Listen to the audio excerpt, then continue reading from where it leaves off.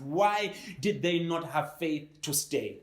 Why were they so reliant on the oil that they chose to leave? Chose. Another word comes in now.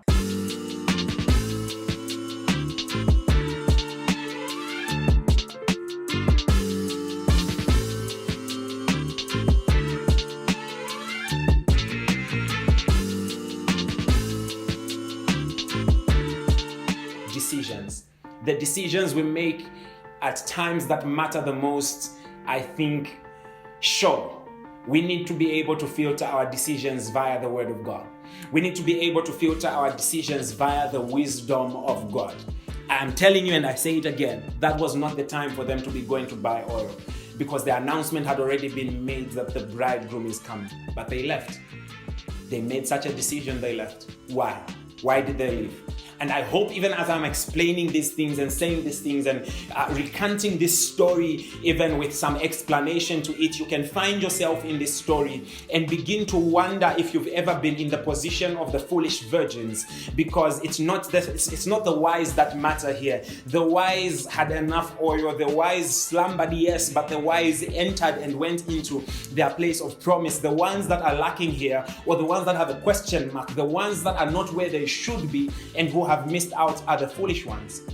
So I don't know who you are out there. I don't know what made you qualify the first time, be it we were all virgins, be it we are all Christians, be it whatever it is. Certain points in time come where you need to stop slumbering and stop sleeping and realize that yours is a different journey. After your qualification was not time for you to rest and sleep. Whilst they were sleeping, that was probably the time for you to go get your oil. Whilst the wise were sleeping, was probably the time for you to go and get your oil. But you slept with them. It was not time to sleep. You woke up because of the alarm that said the bridegroom is here. You heard the announcement of your blessing. You heard the announcement of your next level. And just as they told you your next level is here, you turned your back on the next level and walked the other direction to get something that you felt would make you more appealing or more blessed or more whatever in this your next level, make you more visible to this the bridegroom that is coming. You missed the very bridegroom, the one who's the very blessing, just to go get oil, something that would just light your lamp. I know there's value and significance in the lit lamp, but I think the bigger blessing here was the bridegroom. Imagine on that last day when the bridegroom, Christ, is coming. Imagine he is there, he is already descending from the heavenlies, and he's coming and he's like, I've come for you, my children. And that's when you decide to say, oh snap, there's A, B, C, D, E, F, G that I didn't do. And you turn your back on the bridegroom and try and go and prepare yourself. And you come back and rapture. It happens. Some people left. You are left behind. You can no longer go because you missed the moment of what was the very blessing. Don't be like the foolish virgins. If ever you find yourself in the presence of a great opportunity, like the bridegroom coming, and you realize you don't have enough oil, have faith. Have faith in the God that allows for that oil to not run dry as long as there's empty vessels. I like that example of empty vessels. Let me put it this way.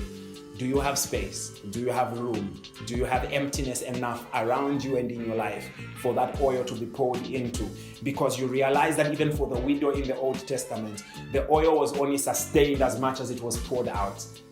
I repeat, the oil was only sustained as much as it was poured out into emptiness.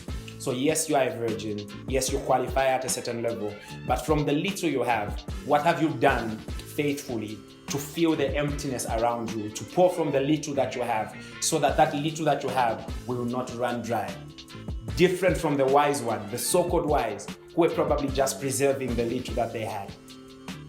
These foolish virgins, had they taken the stance of the widow woman and taken the little that they had and had the mentality to pour it into emptiness, had the mentality that it cannot run dry, like that woman in the Old Testament, I believe their story would have been different. And I believe your story can be different if you just change your mind and change your perspective amidst the situation you are in. I don't know what specific situations you may all be in, but change your frame of reference, change your view. They might have called you foolish because you left oil behind, but don't let that foolishness go to the next level because you slept as well.